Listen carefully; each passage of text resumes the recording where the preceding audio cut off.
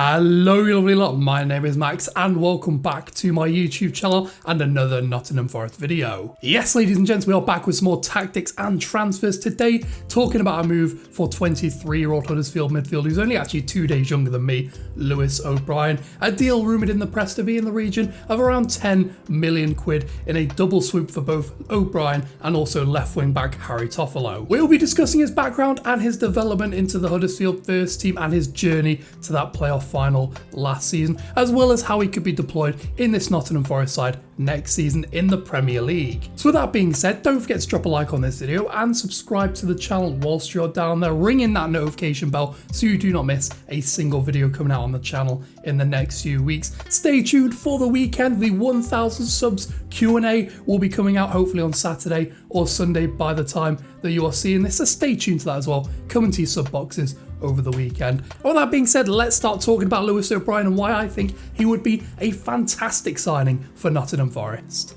So Lewis O'Brien was born actually just 2 days after I was in Colchester, and at the age of 11 would join the Huddersfield Town Academy, being named their Academy Player of the Season during the 2017-2018 season. As a result of this, he would put pen to paper on his first professional contract, a 3-year deal that would then see him immediately loaned out to League One side Bradford City in their hopes to avoid relegation. And during this season, he would develop from strength to strength, being one of Bradford's best players during what was a miserable season in League One for the North Yorkshire side. During this period, he would play 30 consecutive league games and score 4 goals over the course of this season. Very impressive for a struggling side. However, as I mentioned, this season would end in disappointment for Bradford City, relegated to League 2, finishing bottom of the League 1 table. Despite this, O'Brien would emerge as one of the bright sparks in what was a disappointing season, not just for Bradford, but their near neighbours in his parent club, Huddersfield Town, and they would be relegated bottom of the Premier League. Despite disappointment both with his loan and parent club, he would kick on fantastically over the course of the last few seasons, making over 150 appearances for the Terriers over the last 3 seasons, being one of, if not their best players during this period, reaching the playoff final last season. And last season would probably be his best for the Terriers, playing over 4,000 minutes in all competitions and getting 3 goals and 3 assists over the course of the campaign, obviously reaching that playoff final where they lost to Nottingham Forest and go pretty deep in the FA Cup as well, also losing to Nottingham Forest in the process. So with that out of the way, let's start talking about the numbers under the hood, why he was one of the most important players for Huddersfield last season. Defensively, he completed around 3 tackles and interceptions per 90 minutes, which compares really nicely to James Garner for Forest last season as well, although he did have a marginally less completion rate than his England compatriot. Of course, if you watched him last season, where O'Brien really excels is getting the ball forward through passing and through dribbling, being one of the best ball progressive midfielders in the Championship last season, completing around 2.5 progressive runs per 90 and around 10 forward passes and 2.1 dribbles with a 66% success rate,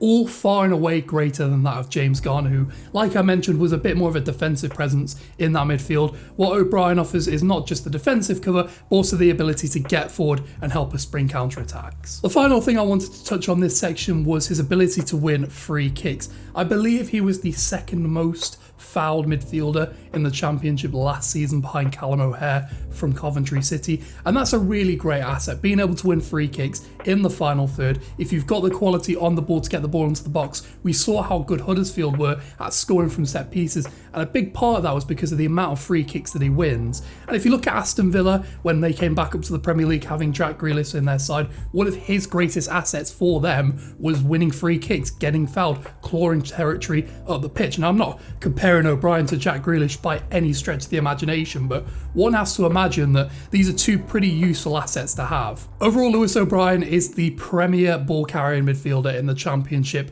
at the moment, and what he lacks in creativity makes for in defensive intensity and progressiveness, not just through passing but obviously through his ball carrying ability. Personally, I believe he's ready for the step up to the Premier League. The only questions that I do have are maybe over his robustness as a midfielder. He's not picked up too many injuries, but he is on the smaller side. He's a little bit slighter in his frame, and you would hope that maybe he could bulk out if he was to move to a Premier League side like Nottingham Forest. Now, I'm not going to be spending as much time talking about the tactics in this video because, of course, if you've seen the last few videos, there's been quite a few videos talking about current Huddersfield Town players.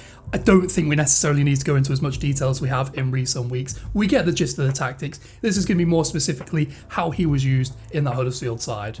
Okay, then we're back on the tactics board, and as you can see, we've got Huddersfield Town up here in the blue playing that 3-4-3 formation that we've documented in quite a lot of detail in recent weeks. The width in the team coming from, of course, their left wing back Harry Toffolo and their right winger Sorba Thomas, looking to spring forward on the counter-attack, winning fouls in the final third, and in general just being an absolute nuisance as a direct counter-attack inside. Now, our man Lewis O'Brien would usually occupy one of the central midfield positions, being very good at chipping in defensively, winning the ball back with that intense style of play that he has, completed around 3 tackles and interceptions per 90 minutes. When he is in possession, he's very good at progressing the ball through both passing and dribbling the ball, carrying it through the midfield in those little mazy runs that he likes to go on. And one of his greatest assets is his low centre of gravity and incredible balance. Actually, when he is on the ball, you can see why he wins a lot of fouls. He looks like he's a player who is very hard to get off the ball when he does pick it up, and his ability to receive it in deep areas and help the team break forward on the attack, especially with how quickly they look to penetrate the wide areas with Sorba Thomas and Harry Toffolo. You can see that's really his style of play. One thing I noticed as well about his positioning and just in general where he is, he's got really good recovery pace, even if he is dribbled past, which does happen fairly often. He is really good at making these recovery runs, winning the ball back, picking it up, and then launching the attack.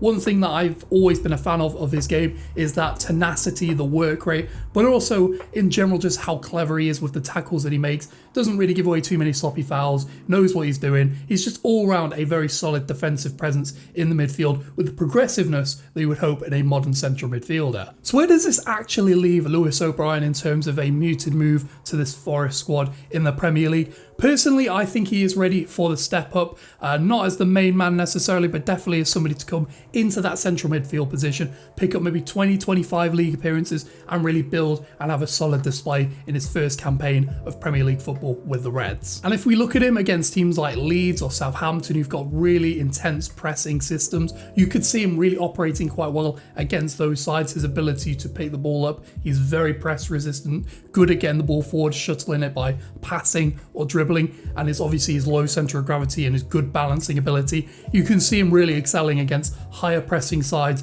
when you are looking to turn the ball over the midfield quickly and spring quick attacks. And overall, I really love the idea of this signing. 10 million quid is probably market value for someone of his quality, obviously being one of the best central midfielders in the Championship last season. And if we do bring in Harry Toffolo on that left-hand side, it does obviously have that synergy between the two, having played with each other for so long at Huddersfield last season. So yeah, overall, I think it's a good signing, about market value, and in general, a good value signing. Of course, though, as always, let me know in that comment section below what you think of the signing of Lewis O'Brien. Do you think he'll dovetail really well with Yatesy in that midfield? Personally, I think they're a really good combination. Yates being a bit more of a physical presence and O'Brien being the better ball progressor in that central midfield. I can see that really working as not a double pivot, but in that sort of sense. But obviously, as always, let me know in that comment section below. And whilst you're down there, drop a like, subscribe to the channel, and also let me know what you think of the new camera setup I'm using. A brand new camera, so hopefully the quality has improved in this video. With that being said, though, thank you so much for watching. I will see you for the 1,000 subscribers Q&A at the weekend. Enjoy your weekend, Reds. I will catch you later.